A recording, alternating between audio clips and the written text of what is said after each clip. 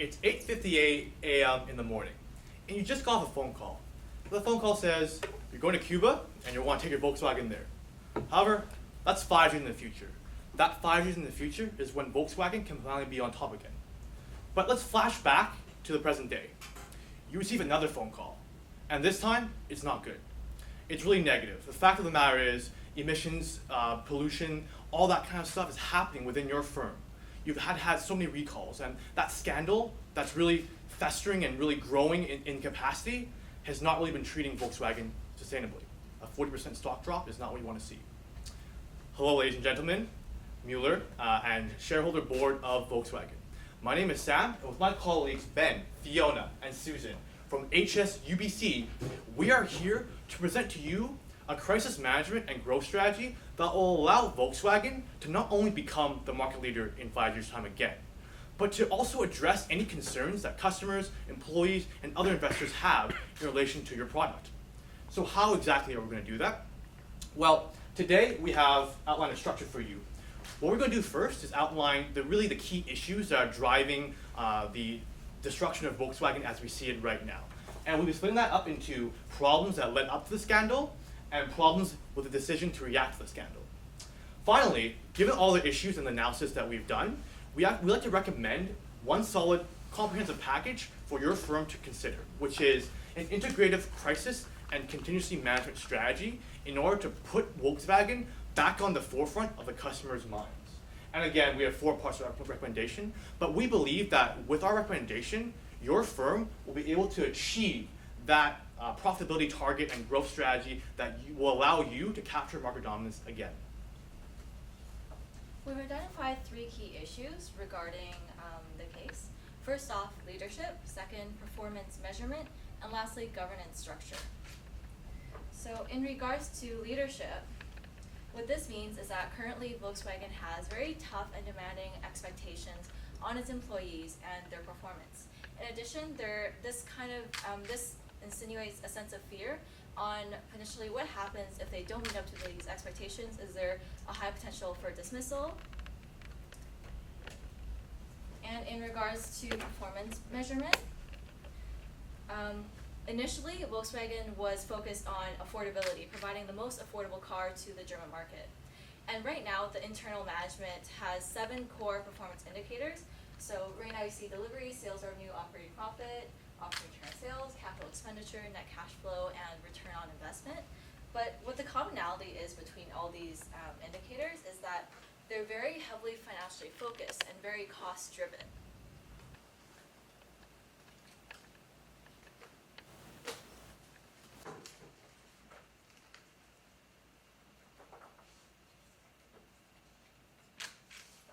And lastly, for governance structure, currently you have essentially 3 separate entities. First off, you have the management board and the supervisory board, and you also have an audit committee chairman. Right now it's fairly decentralized. However, the key goal here is to centralize these 3 groups so that they can make decisions in consensus. So those 3 issues were issues that could lead up to a scandal. We also identified 2 issues that had to do with the way you responded to the most recent scandal. And we figured out, based off of these issues, ways that in the future you could respond to scandals in a way that would have less of an impact. So the first issue is that at the beginning of the scandal, you avoided blame, and this led to short-term gain, but when more information came out, it led to a harder time recovering trust from customers and everybody. So the second issue is lack of cooperation. There are several boards and several different people that requested that you do different things with your vehicles, whether it be fix the motors or take them off the road, and you didn't accommodate immediately to their requests, and that also led to issues later on. So before we dive into the recommendations that we have developed for you after analyzing our issues, let me go over the alternatives that we went through. So just to explain our criteria, ease of implementation means how easy is it for us to fully adapt to this idea for employees, for our stakeholders, for our shareholders, to adapt to this idea. And sustainability really means how will our recommendation or this alternative be able to prevent future crises from happening in the future. So our first alternative was to focus on internal structural change. For ease of implementation, we put it as a dash, as in a medium amount of effort, as it's always quite difficult to get a huge company to fully adapt to and change. And for sustainability, we put as a definite yes, because we believe that a lot of the issues stemmed from the internal structure.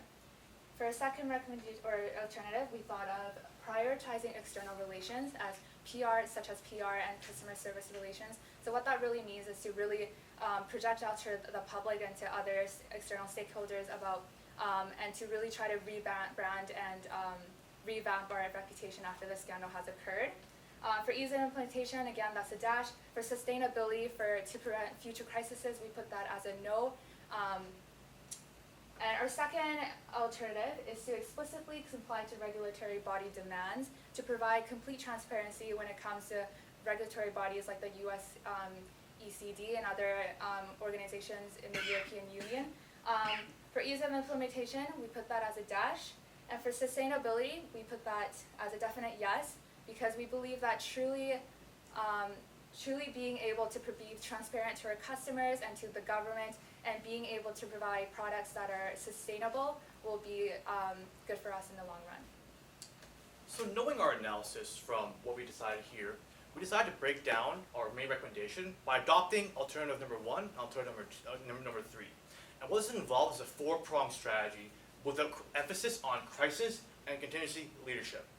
The first recommendation, or the first part of the recommendation that we want to propose today, is giving your firm and your management a roadmap into how to deal with future crises, how to adapt to the current situation, given that relationships with customers and relationships with investors are already being really negative right now. And the second part, which ties back into the crisis roadmap, is your current governance structure. Now, there's a risk component to it, there is an auditing component to it, and there's a compliance component to it.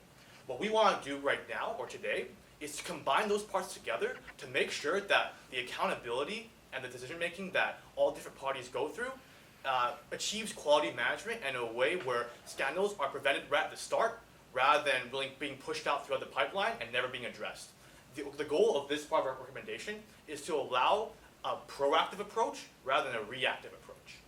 And the base of our recommendations here has 2 more parts. We really shaped this like an engine of a car, because this engine will help you along the way to really deal with crises. So the first part of the base is performance measurement. How can we propose different metrics that you can use to monitor whether you are actually meeting emissions targets rather than just your financial targets? Because we realize that because you monitored so closely your sales, your return on investment, and all these other factors, that it would not be efficient in the long run if you were to continue making these standards and emissions currently. And lastly, electric cars are what we want to push for in the long run. So in the short run, we want to emphasize the fact that there are this need and an emphasis towards crisis management, but in the long run, what we're proposing is to focus not on the diesel market, but on the electric car market, and we'll break down that into detail later on. But first off, we want to show you this roadmap here. As you can see on the curve, there's mainly 4 parts that we want to push out to your firm, which is the awareness stage, the understanding stage, the acceptance stage, and the buy-in stage.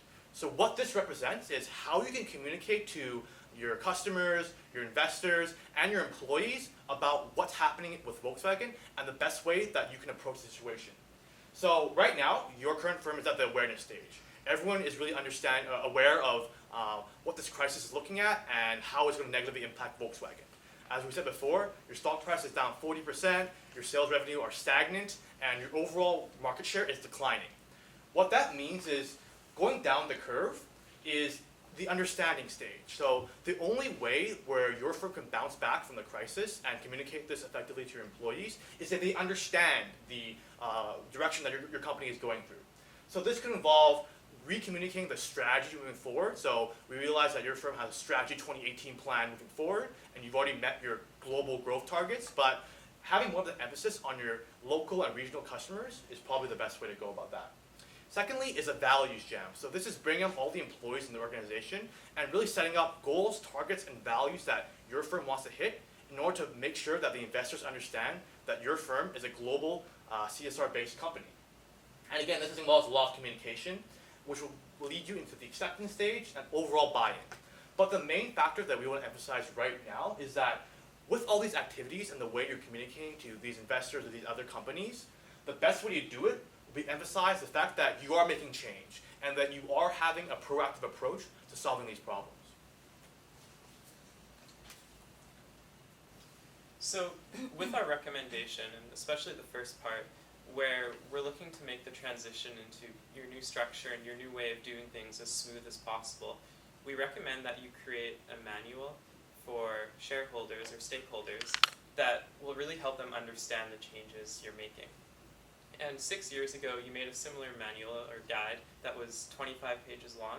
So we're recommending that you make it a lot shorter so it's easier for your stakeholders to really understand your key values and help move forward in the same direction as your vision. So for the next part of our recommendation, we recommend that you add environmental KPIs to your performance measurements. So what we recommend is, because right now all of your measurements are financial, people weren't incentivized within your company to take actions that would be in the environment's best interest. So now we're looking to add 2 key KPIs. So the first one is measuring waste. And this is waste from production. So production of your own vehicles. And the second measurement is emissions. So emissions is emissions once the vehicles are produced and out on the street, how much do they emit, and that's going to be another KPI that you'll use. And now what we want to do is examine the overall organization of your corporate risk structure. So currently your risk and advisory strategy is segmented in a decentralized hierarchical fashion. So at the top you have your supervisory board, which overlooks any emission strategies or ways to reduce carbon and nitrogen oxide. And then you have your board of management, which oversees the whole operation. The real decision-making power before was in the supervisory board. But the problem was these two never really interacted too much. It was also the decision of the supervisory board to push out these negative ways of hiding and manipulating the ways you're pushing out your cars. And really, it really boils down to so many other departments that are detached from what your firm is trying to do, which is to create a centralized, accountable way to keep quality measurement and as well as emissions on point. And what this means is that we have this structure here that's inefficient and overall too decentralized for your decision making. And what we're proposing is to really match it together, combine it together to ensure that your corporate structure in terms of risk and governance is really connected with one package. And what this allows you to do is coordination from not only your supervisory board, which makes the decision, and your management board, which oversees all the operations, but to connect that back with CSR, risk advisory, audit committee, to really allow your firm to not fall under those scandals. Because as of now, with the KPIs that we're introducing and with this new corporate structure, there doesn't seem to be any problem going forward with the assessment of if you're actually causing more emissions than you're actually projecting. So this is a way to keep accountable and to institute a quality management perception of thinking in your organization.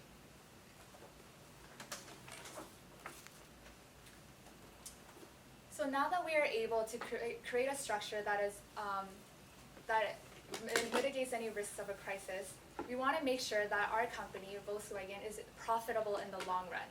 So some considerations to be kept in mind. We know that because of the crisis, there's been a severe damage to our reputation that might potentially affect our future sales. And we also know that the diesel market is in decline in the United States. So given those considerations, we have a decreasing market share in the United States. So our recommendation is to shift into electric cars. So what that will be able to do is to be able to capture the US market, because we know that Americans are 3 times more likely to buy electric cars over diesel cars, and because they have the perception that electric cars are a lot cleaner than diesel cars. And also, we'll be able to comply with US regulations, just like we mentioned in our alternative section. Right. So one advantage, obviously, is to allow the regulatory bodies who are forcing Volkswagen to conform to these regulations, reduce emissions and all that pressure in changing your current system of production. What we want to do right now is look at how big is the electric car market. So we did some preliminary market sizing where we look at the population of the US and we multiplied that by the percentage of households who can afford a car, narrow that down to a percentage of households who want an electric car, narrow that down to a percentage of electric cars in the US market, and then finally the percentage of US electric cars that Volkswagen can capture. And putting all those calculations in place, 360 million, we assume a population of the US about 360 million, multiply that by all the percentages, so 75% we assume could afford a general car, and 33% could want an electric car, which the trend right now is seeming that electric cars are more popular than diesel cars, and ultimately multiplying that by the percent of electric cars in the market, which is 15%, and the realizable market share that your firm can capture in the long run, which is 10%. And that totals out to 450,000 units of electric cars, which are addressable in total by your company. This number seems to be accurate enough, given on the fact that last year, your sales in the US market of diesel cars totaled 180,000. What we're saying with the 450,000 units of electric cars, this is the maximum potential of output that you can achieve in the next 3 or 4 years. And we assume the price, an average price per electric car of $20,000, which gives your firm a total market size for electric cars about $9 billion. And what this really tells your firm is the fact that this is a lucrative opportunity for growth in the future.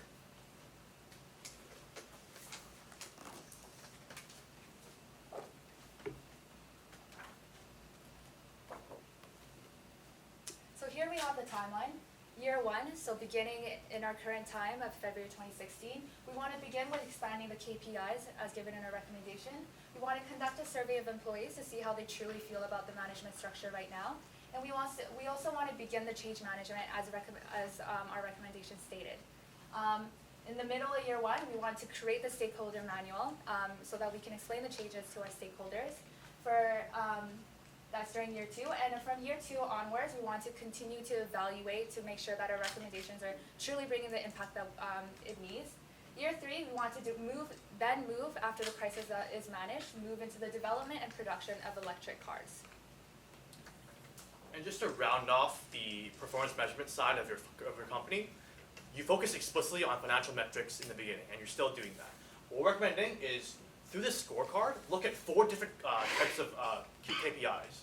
Financial is one, obviously, but we also want your firm to look at the customer metrics, the business process metrics, and especially, because the scandal is so embedded within the CSR side and how you're reducing emissions, CSR-based metrics. So just going through it in very quick detail, the CSR-based metrics could be carbon dioxide emissions, percentage reduction, wastage proportion, and opportunity cost of emissions per car. By monitoring these different metrics, your firm can minimize the probability that you go through another scandal again, and really allows your firm to keep accountable to your stakeholders. Business process looks at capital productivity, asset turnover. Customers might look at acquisition rates and customer satisfaction surveys, which you can push out as well. And moving forward with our recommendations, there will always be risks, and we considered some risks and mitigations that you can have just in case they happen. So the first risk is that people have a lack of trust in the electric car due to the diesel incident. And our mitigation for that is really to publicize your structural changes that you're making to ensure that everyone knows that you're being more transparent, not just you being more transparent. Additionally, we're looking to have another risk is resistance to the structural change, and we're looking to implement that in stages. And then further discoveries and fines is another risk. And as we mentioned before, there's some different discoveries that led to fines, so we recommend that to mitigate that, you just be completely transparent starting now. Remember that phone call, the idea of a bright future and driving towards that market leader position. With our recommendation today, we hope that you not only quell the negative publicity, but you have a growth strategy to unlock the market in the future. Thank you. Thank you. Just give me 1 second to set the timer for the Q&A.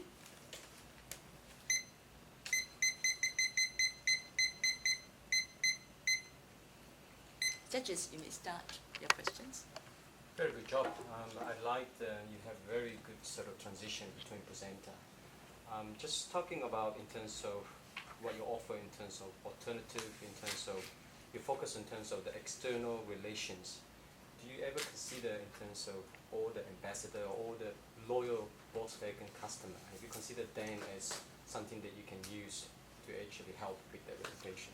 Right. So we outlined that roadmap of how the change can progress. And one part of that, in terms of understanding, is to allow these ambassadors who they might like the diesel cars or they might be a fan of the electric cars. What we're aiming to do with that part of the market is allow them to give us customer feedback or allow them to actually act on the behalf of if investors have questions in terms of your company has done press releases and conferences. Maybe bringing these people in as advocates to allow your brand to keep up that strong presence despite that stock decline. So we realize that those ambassadors can also be used with the employees and any loyal management that we have to give an ecosystem where communication can be clear and explicit. I love what you have done with the KPI, very good analysis of the impact of the KPI. Can you elaborate a little bit how are you going to use the changing KPI? Where are you going to use this and who is going to use this? Sure, yeah. So we had two main environmental KPIs and that we would add on to the financial ones.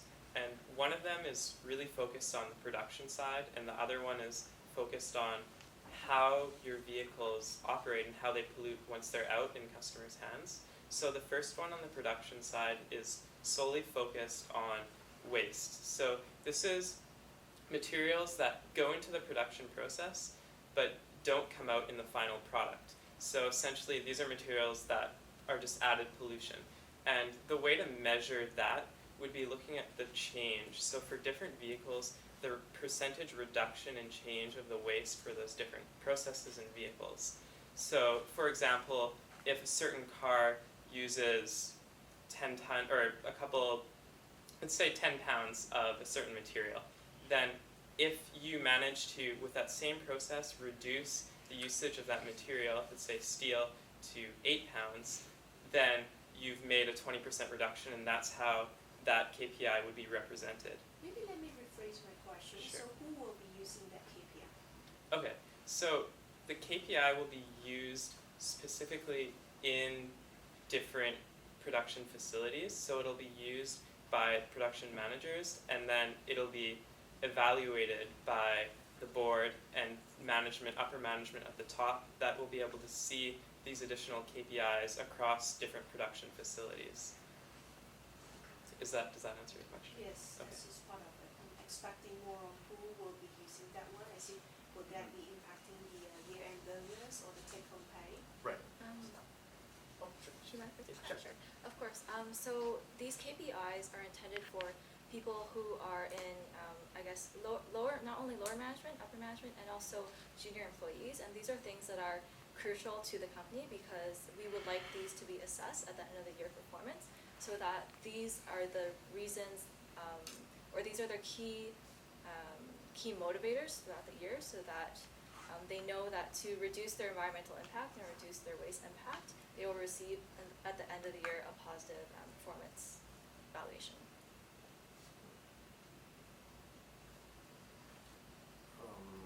Very good. I think you get a very good presentation for such a short time. My question is about leadership. Yeah. I saw you have a restructure of the leadership from according to what you're trying to plan. How do you see the change from your side, or change of management and the leadership for the company to the future? Oh, from our perspective? Okay, so again, Yeah, go ahead. the change in structure that we're proposing is meant to match and coordinate the different bodies that your firm currently operates. So whether it be the risk committee, whether it be the supervisory board, we do want to maintain the presence and control that you, Mr. Mueller, have as a CEO.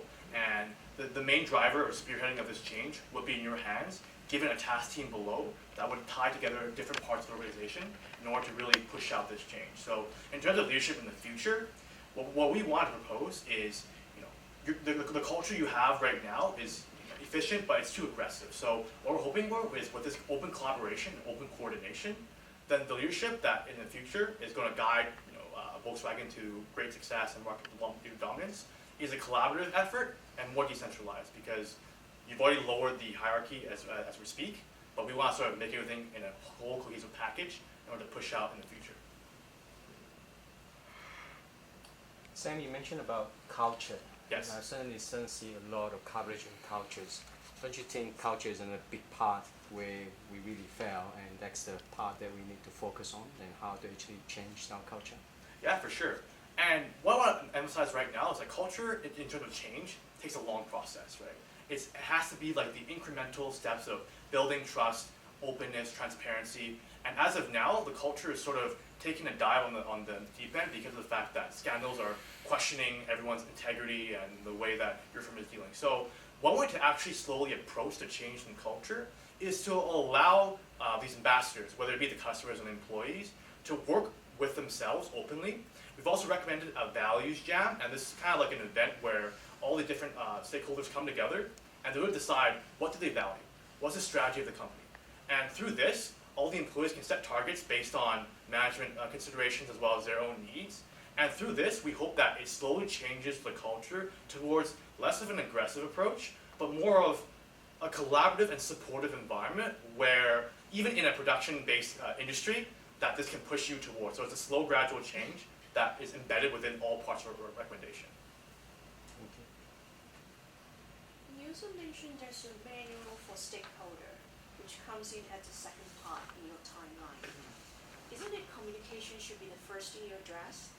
Yeah, sure. So we did consider creating it and implementing it immediately in the first year, but we thought that it would make more sense to really see how your changes go and implement them, because as you go along, we expect that as you make your adjustments, you'll find certain things that maybe you didn't expect, and then once you have a full understanding of those changes you've made and how the change in structure really affects the way your business operates, then you'll be able to put together a manual that does a better job of really representing what your company is. Oh, and you mentioned about the CSR responsibility. And you said there's an index, how to measure that? Is that what you mentioned? Yeah. How do you measure CSR? So in terms of how satisfied our customers are with their service and with their products, we could do several different ways. One of them perhaps being just feedback, being able for them to give us qualitative feedback. One way would be in quantitative terms, like an increase in sales or an increase in market share. There are several ways to measure CSR, yeah. And adding on to that as well, with CSR, different indexes look at different measures, and many measures that will appear on basically any index will be waste, which is essentially pollution, and also emissions from products. And those were two KPIs that we included in our additions because we know that those are two things that will affect your ratings in those indexes. Certainly we engage an external company, sort of very smart consultant.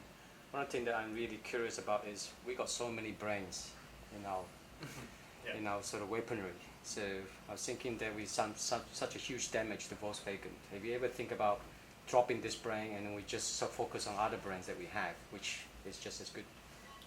Yeah, for sure. I think at this time, if you were to actually drop a brand or drop a portfolio as an entirety, then what that would do, considering that the damage has already been done, is the fact that Volkswagen might crumble in terms of its operations and the way it operates because you're shifting so much of the focus away from what you've been doing so far.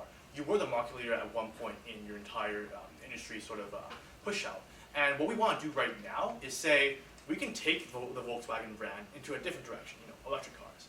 But that's not necessarily mean dropping the whole thing, given the fact that you've built up competencies, capabilities, the way you operate, your value chain is set up in a way where it collects different types of resources and pulls it together to one big strategy. And that's the reason why dropping everything right now and looking at another direction could actually spell more distress and failure than keeping as it is right now, operating internal changes, and then pushing out in the future. So it's what we think is a progressive plan rather than a radical like dropout from one line. Even dropping the brand from the region. So let's say dropping Volkswagen, Right. which is very small in the US anyway. That's also a great consideration. Europe and China weren't affected, so we don't propose you drop brands from there. As terms of the US, potentially it might be good to cut back production on the diesel cars themselves, but to focus on that electric car section because that segment in the US is growing rapidly and there is demand for it. So if you jump on that train, you can get like an early mover advantage that will allow you to capture market share in the US in the short term and medium term as well. Thank you. In one of your feasible solutions, it's the internal structure changes. Can you explain a bit more about how you're going to do the internal structure change? Yeah, for sure. So one sticky way about doing this is you have to coordinate all these different parties, and we realize that. But one way to actually take these different parties together is we use your expertise, Mr. Mueller, as a CEO, and really branch out different ways of making cross-functional teams. So it could be taking people from the risk department and assigning them a task of reassessing and reevaluating the quality performance. You take that production, I guess, silo, combine it with like a task from the advisory committee, for example, the supervisory board. And what this really means is you create one centralized board where you're not only giving more responsibility to these people, which they would enjoy and they would rather take on, but you're also providing a platform for when you're expanding or you're pushing out like the electric cars, for example. You're providing that platform where everyone can congregate. So essentially, it's again a slow, gradual approach where you're kind of getting feedback from your different stakeholders, and then forming slowly the teams that would essentially allow your firm to make that structure in a way.